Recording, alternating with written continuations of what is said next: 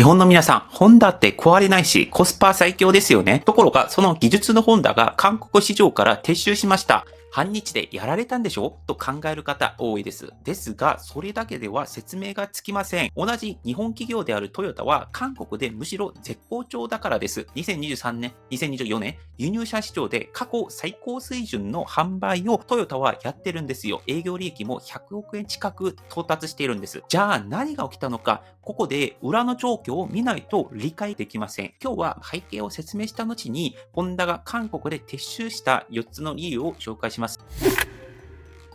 まず最初は、ホンダ、韓国で超人気でしたの話をします。まず背景ですね。ホンダが韓国に関わり始めたのは1975年です。ただし、直接販売ではありません。韓国の企業に技術を提供する形でした。理由はシンプルで2つでした。1つ目は、韓国政府が会社に対して関税がめちゃめちゃ高かった。2つ目は、韓国市場がちっちゃかったということです。ホンダからしては、韓国市場に行く意味がなかったんです。ところが状況が変わって1980年代から2000年にあたって韓国の GDP は約15倍も成長しました。ここでホンダが動きました。2001年に現地の法人を設立して2004年に自動車販売に参入しました。市場を壊したんですよ。当時の構図はこうでした。BMW やメルセデス・ベンツが6000万ウォンくらいのレベルで売っていて、完全に高級車だったんですね。一方、ホンダのアコードはその半額の約3000万ウォンぐらいでした。なのに性能は高い、壊れない、燃費もいい、つまり高性能、低価格っていう本来は成立しないポジションを作りました。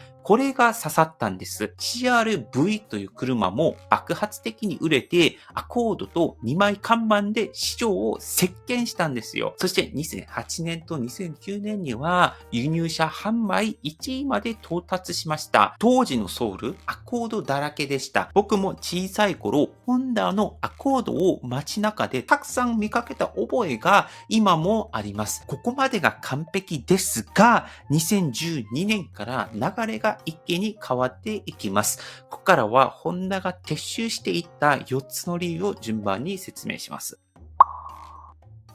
まず一つ目は、欧米の車に負けてしまったということです。2012年に韓米 FTA 自由貿易協定ということが出ました。この協定を結ぶとですね、アメリカとかヨーロッパの車の税金、関税がめちゃくちゃ小さくなるわけなんですよ。そうすると何が起きるのか、価格の壁が消えるんですね。日本車は高性能でコスパがいいんだと、ドイツとかアメリカの車は高くて性能はまあいいだろうけど、その値段はちょっと難しいんじゃないの？当時の韓国の車は、安いけど、微妙だけどこれが現実的だよな、みたいな感覚だったんですね。その中でホンダは輸入車の中では独占的なポジションでした。しかも FTA の後は BMW は値段を下げてきて、しかも駆け抜ける喜びという明確なブランドも作りました。メルセデス・ベンツも戦略を変えてエントリーモデルを投入してホンダと同じ価格で戦ってきたんですよ。そうすると何が起きるのか、ホンダの唯一性が消えていくんですね。BMW も安くなったし、なんか楽しいし、かっこいいんだぜってなりますし、壊れないって話も、ヨーロッパの車たちもちょっと性能は良くなって壊れなくなったぞ、みたいな形になってしまい、ホンダを選ぶ理由がどんどんなくなっていったんですね。そして二つ目の理由は、急に殴られる現実があったということです。2015年頃からポジションを失い始めました。ホンダにとっては本当に大変な時期だったと思います。でも、ホンダは耐えていた企業なんです。それが2018年、実は一瞬だけ復活できるかもしれない。いけるかもってなっていたんですよ。ホンダはアコードが好調でして、輸入車販売ランキングで3位まで回復していました。しかも2019年、状況が一変します。韓国国内で大規模な不買運動が発生しました。いわゆるノージャパン運動ですね。対象は広範囲でして、ビール、ユニクロ、日本旅行、そして自動車まで打撃を受けたのです。ここで直撃を受けたのがホンダだったんですね。数字を見ると分かりやすくて、2019年、ホンダは韓国で8760台を売りました。しかも2020年では3056台を売ったんです。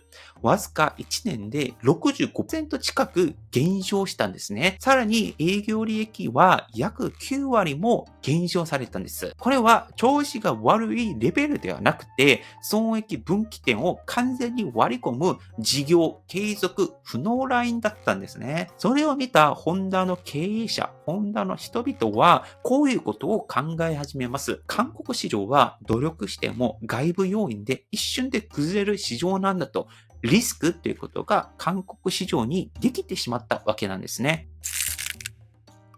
で、3つ目は、時代の流れに影響を受けたということです。最近の韓国の車市場、かなり極端です。新車販売の約6割が電気自動車、またはハイブリッドです。2台に1台以上が環境関連の車です。これは構造変化です。トレンドではありません。理由は明確でして、政府の補助金ですね。電気自動車は数百万円単位で安くなるケースもあります。この中で、まず電気自動車を見ると、ホンダは韓国で電気自動車を販売していません。一方、ヒョンダイはアイオニクという車を出してきて、一気に拡大していきました。国内市場、韓国国内でテスラを追っていこうってどんどん力を入れていたんですね。次にハイブリッドですが、ここは本来日本メーカーの得意領域です。ですが、主導権は完全にトヨタに持っていかれました。トヨタのプリウスとか RAV の4、ラブっていうんですか？これの燃費、信頼性の象徴をトヨタ側が全部利点、その認知度、ブランド力を持っていたんですね。そんな中で、ホンダは強いポンチ力を出すことは難しかったんです。そこで比較対象から外れるんですね。実際の販売台数を見ると、2025年のホンダの実績は1950台らしくて、ピークの8000台から約7割、8割ぐらい減っているんですね。もう市場は EV、電気自動車とかハイブリッドにどんどんみんな行っている中で、ホンダが強みにしていたガソリンの車は韓国市場の中で他のガソリンの車と戦うのも大変ですし、ホンダが作ったハイブリッド車は日本のメーカートヨタに持っていかれる現状があったんです。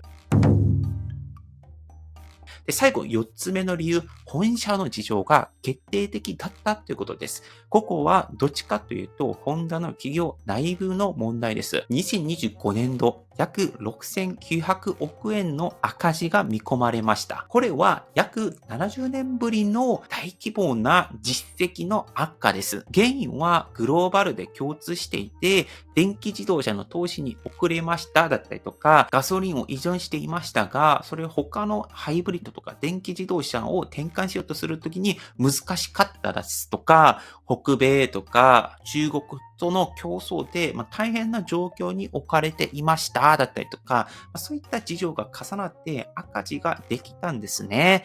そして電気自動車はソニーと共同プロジェクトやっていましたが、それも停止されましたし、北米向けの電気自動車の開発っていうのも凍結されました。つまり今、ホンダは攻める余力がない状態なのかもしれません。そうすると何が起きるか、優先順位を再設計しないといけないですね。利益が出る市場に集中していく。そしてまず利益を生ませることが大事ですね。その一方でリスクが高くて利益が薄い市場というのは切るってことが現実的な選択となります。韓国はどう見えるか、市場規模、そこまで高くもない。そして政治とか地政学的なリスクもある。その韓国市場でホンダだからできる、ホンダだから売れる何かっていうのも正直薄い状況である。そこで結論は撤退、撤収ということになりますね。ここまでが主な4つの理由になるというふうに思います。ホンダは今大変な状況に置かれています。もちろんホンダはいくらでも逆転のチャンスがあるでしょう。少なくとも二輪はこれまでもこれからも圧勝していると思います。ホンダ、ヤマハ、スズキ、川崎、この4社は世界シェアで圧倒的優位を維持しており、韓国でもホンダのバイクは安定して売れています。4輪に対しても技術基盤はとっても強いはずですし、